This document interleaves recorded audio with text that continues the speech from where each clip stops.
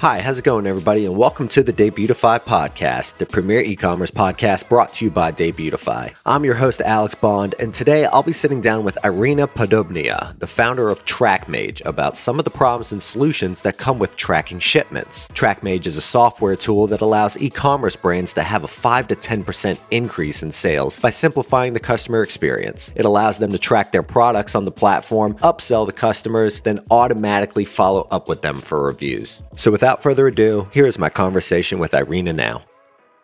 Irina, welcome to the show. Thank you, Alex, for having me here. Absolutely. Thrilled to have you. Why don't you tell us a bit about your company, TrackMage, actually? Yeah, well, TrackMage is this service that helps bridge the gap of communication with the customer after the purchase has been made. So in a nutshell, what it is remember how when you order something on Amazon, you get the information about like where the order is, when it is coming to you, when you are receiving this order, you get prompted to leave a review. So basically, we take all this fancy functionality and make it available on other platforms like Shopify, WooCommerce, ClickFunnels, and other tools that just don't have that functionality. That's what TrackMage is. What it helps with is getting additional sales from existing customers and getting better customer retention, more brand exposure, and all the other positive influences on the operations. Because when you have a very solid visibility of all the shipments, all the orders, and you have analytics, you can make better decisions and troubleshoot your processes and all the other interesting things that you can do with the tool. So it's kind of like a one-stop shop. So can you explain to me how you boost sales with this product? Yes. So what we noticed is that the customer experience sometimes gets interrupted. That's what I was talking about prior to this conversation. So it's this communication gap that happens. So the customer orders something, they get an order confirmation email, and that's it.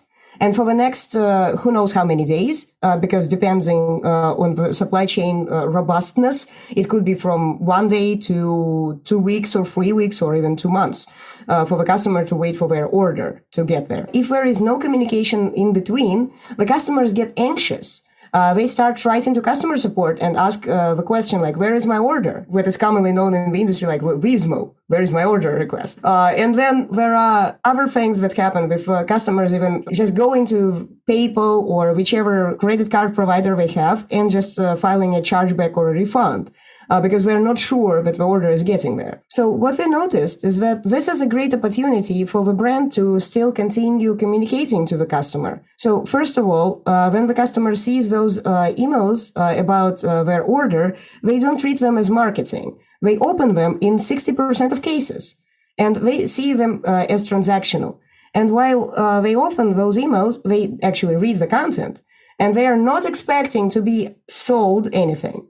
But that's what all the other platforms do. For example, on Amazon, when you come back to check the status of your order, you still see additional products you could buy.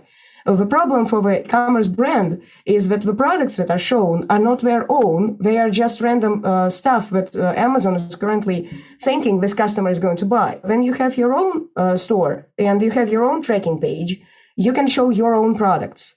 And this way, you get additional 5 to 10% to convert even before they receive their first package.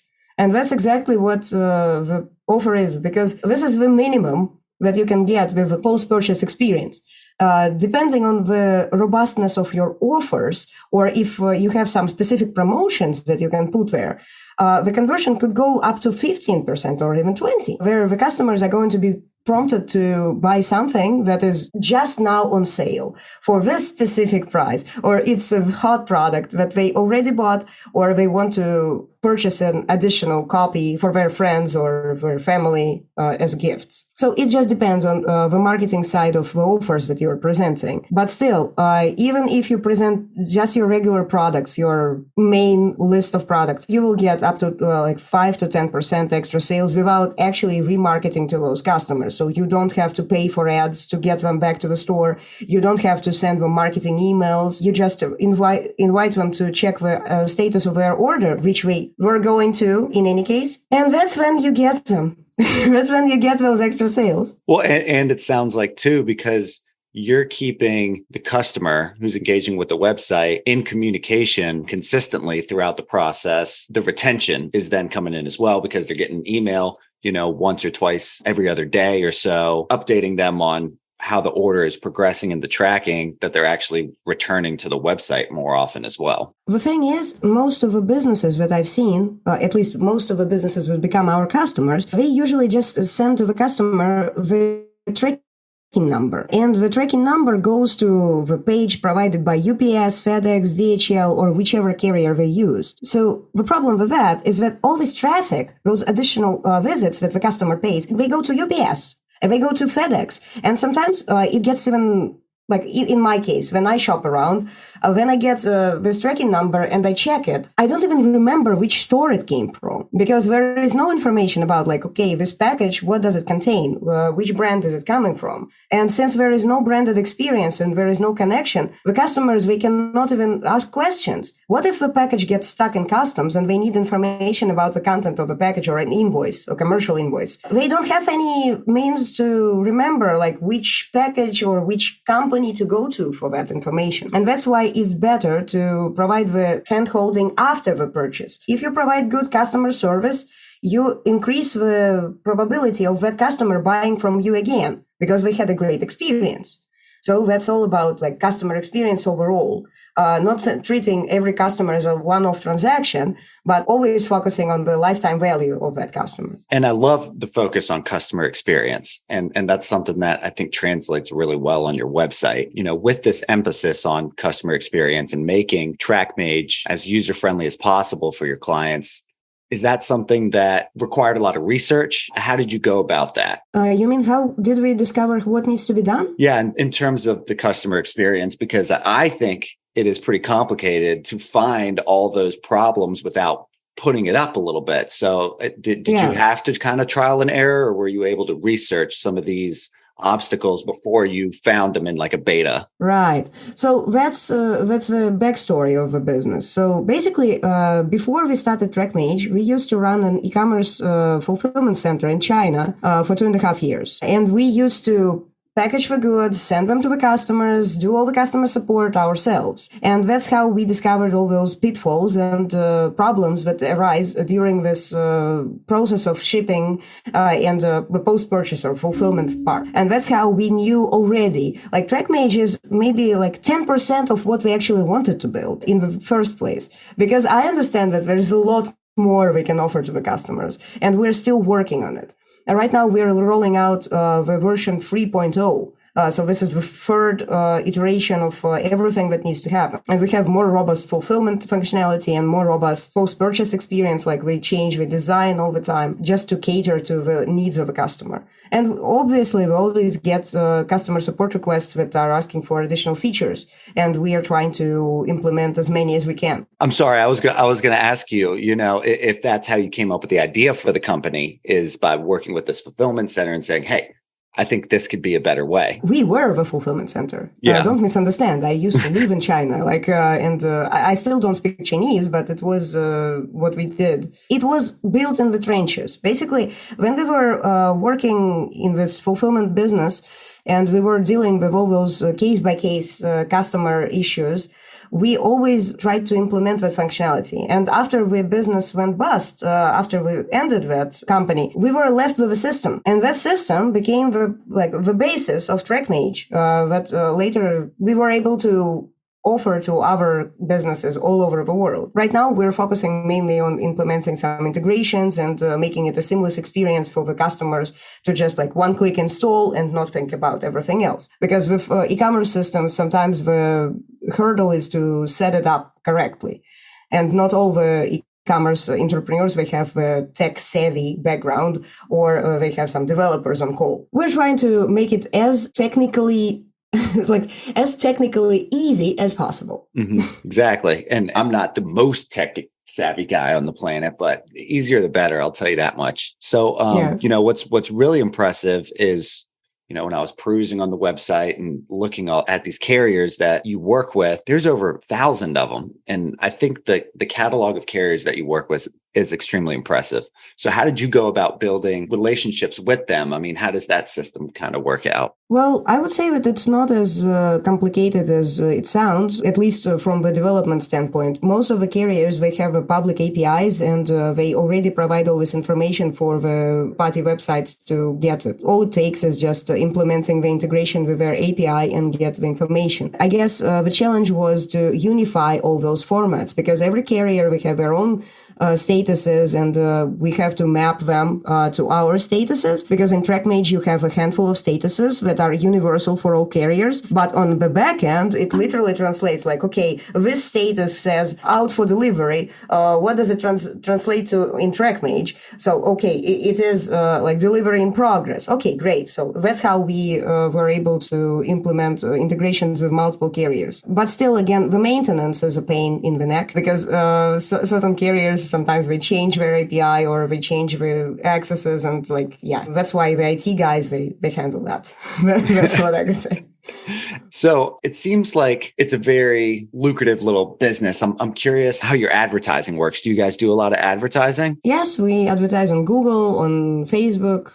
Now we're hoping to try TikTok ads, just because the TikTok ads are not available in all the locations. It's probably going to be challenging, but we'll see. Well, again, we're working on the content and SEO side as well. So the next year, we're going to finally figure it out. So we've worked hard to build a team around this and make sure that we really communicate the right points about the business and what it can do. Awesome. And, I noticed when I was looking at the pricing is that, the membership price, in my opinion, seems really low and affordable is a better way to say that to your clients. Is shipment tracking like a competitive space? And is that price by design to be a competitive price? And then my follow-up question is, if that is your only revenue stream, is that membership fee that you bring in? Yeah, well, the thing is, when the e-commerce business is starting and when we don't have enough orders to even pay their bills, we just wanted to make it as accessible as possible for e-commerce businesses to integrate TrackMage. Because TrackMage only starts making sense when you have hundreds and thousands of orders, and that's when you get the return on investment. But in the meantime, you get a lot of operational efficiency tweaks. If you integrate TrackMage, you can be able to troubleshoot your process before the problem is brought to you by your customer. So you can, for example, see when the shipments are being late. And you can contact the carrier before the customer contacts you. And whenever the customer contacts you, you will already be able to tell that, like, okay, we already are solving this problem. And the carrier said that there was a tornado in the airport, and that's why they couldn't deliver the package. So you could be on top of a situation, and that creates a better customer experience. And again, if you are a dropshipping business, and certainly a lot of people, they start their businesses without any budget for inventory. And that's what I would recommend for anyone who's starting. Before you get steady sales, don't buy inventory. Don't buy those 10,000 units that the manufacturer is trying to sell to you, because otherwise you will be stuck with those 10,000 units in your garage, and that's it. That's just the end of your business. It's not the beginning. For dropshippers, it's very important to monitor if the package was actually shipped by your supplier. Because what tends to happen with the businesses that work with AliExpress or other platforms where you buy the product. So you buy the product on AliExpress. The product gets shipped. You get provided a tracking number. But then the tracking number is not tracking. Like, you don't get any updates about the shipment status during that time. And that's a problem because maybe you were provided a wrong tracking number. Maybe the package was not even shipped, or maybe your supplier is just trying to scam you. Sometimes they just don't send anything. They just provide a fake tracking number, and that's it. And that's why on AliExpress, you have to file a refund. But when to file a refund? Is it in 2 weeks when the customer starts knocking at your door and they file a refund with your company? Probably not. It's better to monitor the shipments and see when they were shipped. Just reach out to the supplier and even buy from a different supplier in parallel. This way you can just bridge that and really solve the problem before it even happens. So this way you will always have a choice to troubleshoot and make sure that you follow up before it becomes a problem on your side.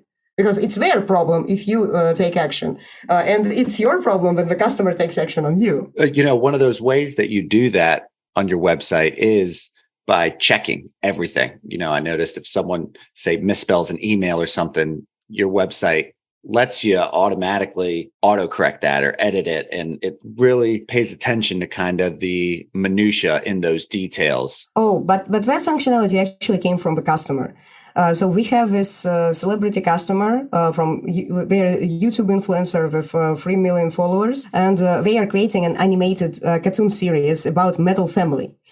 So it's literally like a family of metalheads, and a cartoon that was created by just 2 animators without any studio, without any funding, without anything. So it's just like a bootstrap project. What they were facing is that their customer base is literally childish. Like the average age of the viewer is probably not over 18 years old, and they were dealing with a lot of misspelled emails based on their claims, because we couldn't get any information outside of their own. Every 3rd email was misspelled. So every 3rd email from 10,000. That's a lot. That's a lot. And those customers, they already paid, they were charged, but they didn't receive even the order confirmation email. So they were not at peace after that. And they were trying to reach out to Metal Family through email, through social media, through comments on YouTube. And it just turned into this craziness where one customer could send 5 questions on different social medias, and they had to deal with 15,000 emails at because they're already so popular that they're having to sift through all of these emails to try to get to one complaint. Yes. And that's when we came in. Because when we posted that video that I'm going to post, we translated it, now it's going to be posted on our channel, which is great. So the thing is, we just localized this problem, and we implemented validation script that can be added to any form on any website. So it's not only in the e-commerce checkout. It could be just some kind of opt-in form or some kind of email field on the website where you could use the validation script. And it's going to troubleshoot if that email actually exists, because we ping the email and we see if that email actually exists. Sometimes we know the actual domains of the popular mail services, and that's when we ask did you mean gmail.com? Not something what you have there. And people realize that it's a typo. And that's when they have to fix it. Because the first time we introduced the script, it literally said, please check your email or please provide a valid email. But when the customers were trying to just hit enter 3 or 4 times, when we introduced did you check your spelling? Is there a spelling mistake? And that reduced 4 or 5 attempts to just 2. The person sees there's a typo. And then they submit a valid email. And then it's a smooth sail from there on. That's great. I mean, that's saving everyone time and money in the process. What's your success rate with the whole company been like? Do you have some sort of metrics that back up its usefulness? Well, I guess the most convoluted metric that I would use is how many paid users we have. So that's the one. So far, so good. It's just we haven't been focused on marketing that much. We come from the IT background and just this doer mentality. So literally, I'm going after some enterprise customers or enterprise-like customers that have a lot of load. I like YouTubers, for some reason. It's cool. Yeah, I just understand. I just understand that business a little bit better. I guess it's not about how many customers you have, but how big they are.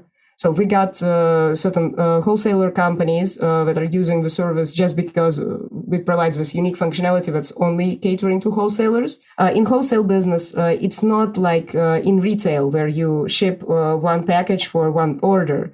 In wholesale, when one order is getting shipped, there are hundreds of packages in that order, and you still have to keep track of everything. We have the functionality to display all the packages for the single order on one page, and that's exactly what helps them to replace all those email updates, Google spreadsheets, or Excel spreadsheets that they were keeping before. With wholesalers, since they're shipping thousands and thousands of packages, it's a very different rate.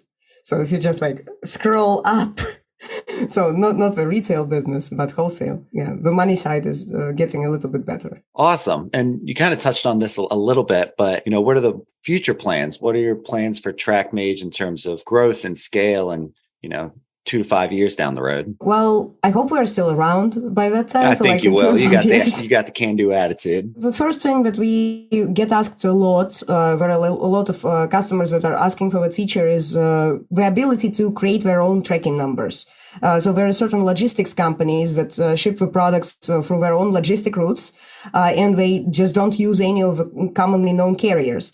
And that's why we are going to introduce the My Carrier functionality. The person is going to be able to create that carrier, and they are going to be able to create their own tracking numbers and provide the tracking updates. The downside of that would be that there could be a potential opportunity for the scammers to use TrackMage to introduce like faulty information about the packages that were never shipped. And that's why we're very cautious about that. And we still haven't figured out how to legally frame it so that the company is responsible for their own information, so that TrackMage doesn't get pulled into the lawsuits or something like that. But again, we get asked a lot to provide that. And that borderline crosses to mailroom automation, where the company is just sending documents from one department to another. And that's a lot of hassle for the company to manage that. I just don't know like where we are going to end up with it. And the retail side, we're introducing some additional like marketing flair to tracking pages, where the tracking pages will have the rich media. So you could introduce GIFs, videos if you want on the page. Then we are going to make sure that with customers, when they leave a review, the review gets shared on social media. So if it's a positive review, and only in that case, we're not going to display that functionality to like, oh, share your review of 1 star for this brand. Like, yeah, we're not gonna do that. That's some radical transparency, and it's interesting that you actually bring up, the moving of documents too, because you actually have some experience in, you've got a lot of experience. It's an impressive resume that includes marketing, IT, sales, exporting, and plenty more. And the thing that kind of jumps out at me is, which I'm still learning about, is as a Scrum Master. Yeah. Can you actually explain to maybe some people in the audience what Scrum is specifically? Well, Scrum is a framework for managing creative processes or unpredictable processes. So if you have, for example, customer support, Scrum is not a fit. You have to introduce something that is more reliable. And that's why e-commerce businesses are so different from any other business, because you have the part that deals with standard quality. That's the shipping, fulfillment, customer support. And then you have the part with marketing, where you have to iterate and you have to discover the needs. And you never know what is going to work, what's not going to work. So you have unpredictability there. And Scrum is good. And it's applicable for marketing departments. And also it's very much applicable for IT departments. That's where Scrum currently is becoming the mainstream. Most of the companies are currently embracing Agile, and they are introducing Scrum in every part of their company, which is sometimes like biting them in the bum, just because Scrum is not universally applicable to everything. It's just this like, whenever you have an unpredictable result where you need to give people the ability to learn and iterate and get creative, that's when Scrum is applicable. Everything else, where you have the hard expectation, for example, that a customer support request needs to be answered within 24 hours, that's a hard metric. And again, the result is always predictable. You have to answer the customer support request regardless of what is in the customer support request.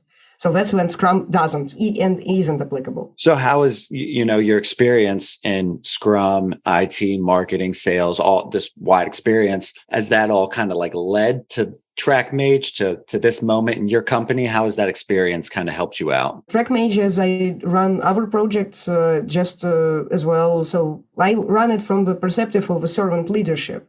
So Scrum is all about servant leadership. It's not about giving people orders and then they just go there and execute. The more you do that, the more of a bottleneck in your own business you're becoming. I usually just give the teams the ability to fail and iterate. So they have to figure it out themselves. And with that said, I don't get pulled in more meetings than I need to be on. And that's why they just sort things out without me. And the more independent they become and like the longer they work together, the easier it gets. And the only thing that I usually do is I set the standards. So I set the standard, like the quality needs to be this and not lower. But if somebody is going to go above that quality, that's also encouraged, because like, oh, that's a great idea, we should do it better. Every time with teams, they're just there and they have the ability to create whatever they feel is right. And then we have the retrospectives where we discuss like what went well, what didn't go well, what should we do better. And the teams contribute as well. It's this facilitative leadership where I'm not the one telling them what to do. It's them telling me what I need to do. And I'm usually the bottleneck. Okay, yes, I need to fill in that form. I need to submit that. I need to, I guess, sign up to that service. That's what I do for the team. But then again, the decision making is collective. That's a cool, different approach. I feel like I don't really hear that often. And creating a self-regulating system where you set the standard. I love that. I think that's really unique. Do you actually find that, having this wide, multifaceted experience is more useful or impactful as opposed to focusing only on, say, like one particular skill set or concentration? Like a sales guy does sales and he's really good at that and that's it. But you're kind of all over the place. Do you find that to be more useful? I guess we need to compare me to our CEOs in this case, because again, a sales guy is a sales guy, right?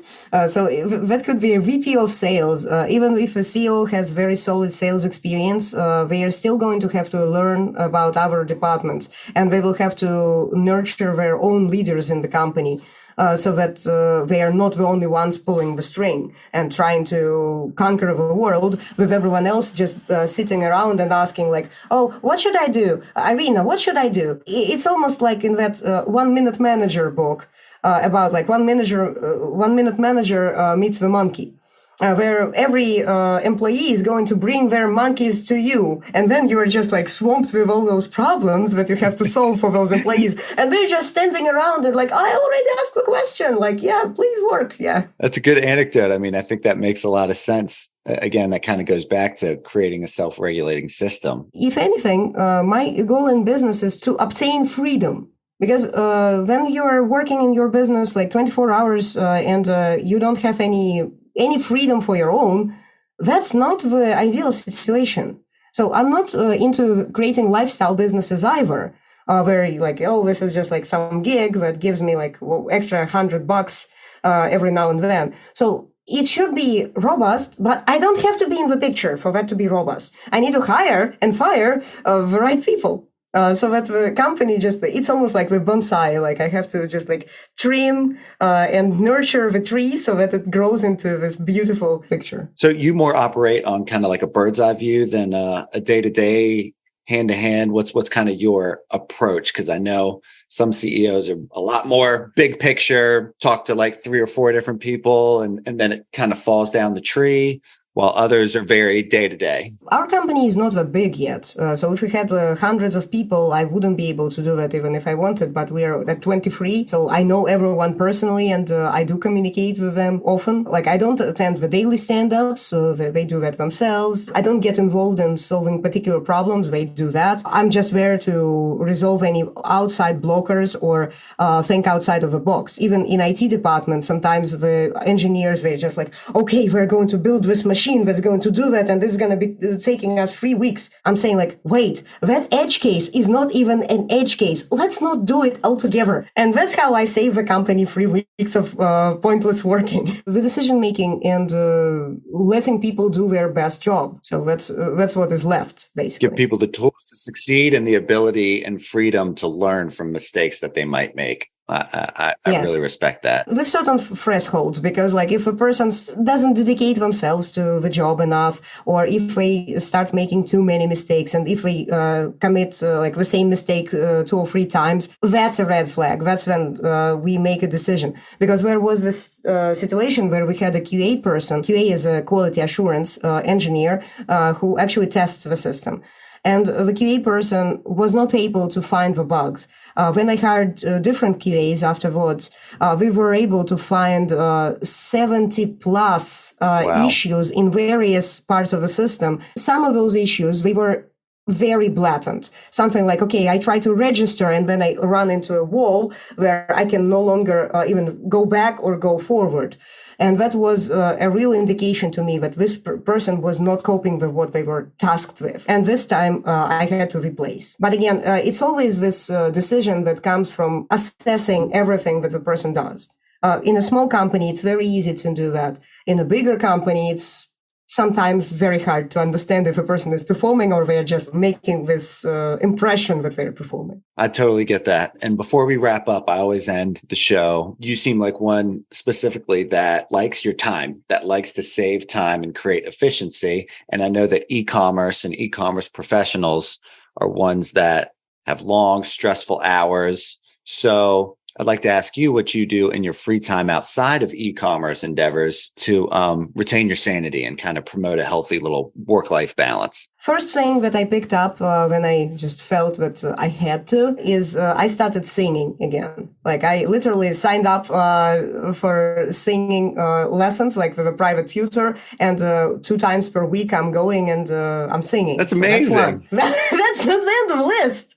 Like another thing was, I thought that it's going to be really interesting to pick up improv comedy, and I signed up to Upright Citizen Brigade. Very famous. Comedy. Yeah. Yes, and I signed up for their online course, and now like every Saturday I have an improv session with the rest of the guys, and like I'm already at level 3, like improv 301, which is like awesome. It's crazy awesome, and I would encourage everyone who likes joking around or just they are always feeling that they are the funniest person in the room.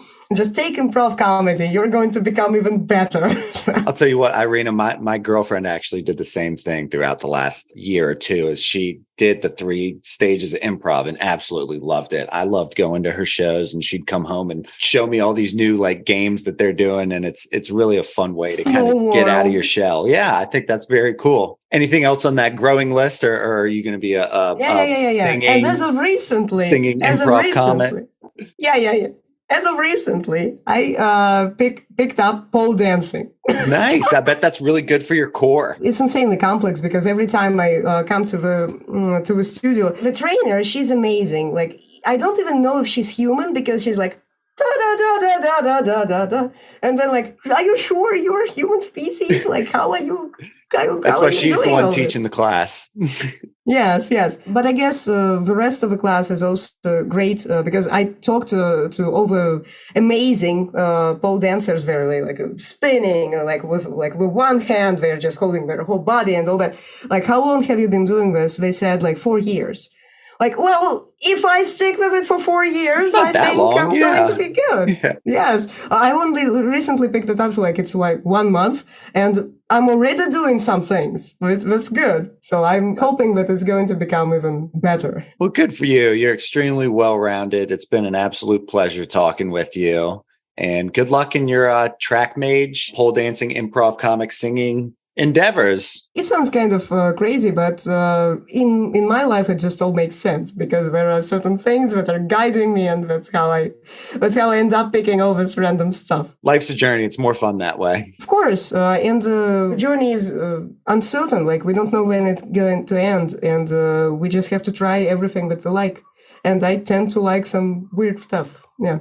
Weird is good. Helps build a good personality. So I really appreciate chatting with you, Irina. Any other lasting thoughts, final words? Sure. If people would like to find me, they can find me, like the best place to find me is LinkedIn. I just don't like any other social media. But TrackMage is present on our platforms, and you can reach out to us through TikTok, Facebook, and every other platform that you can find. Amazing. It's been a pleasure chatting with you. And until next time, Irina. Yeah, thank you. Thank you, Alex. I'd like to thank Irina Poddubnaia for joining me on the show, and come back next week when I sit down with Ashley Kincaid, the founder and CEO of Private Label Mastery, about Amazon FBA selling techniques. For more information about Irina, you can connect with her on LinkedIn. To learn more about TrackMage, you can check out their website, trackmage.com, or on Facebook, Instagram, LinkedIn, and Twitter at TrackMage, as well as their YouTube page at TrackMage Official. That's our show. Thanks for tuning in, and we hope you join us again to find new episodes being published every Tuesday. Until then.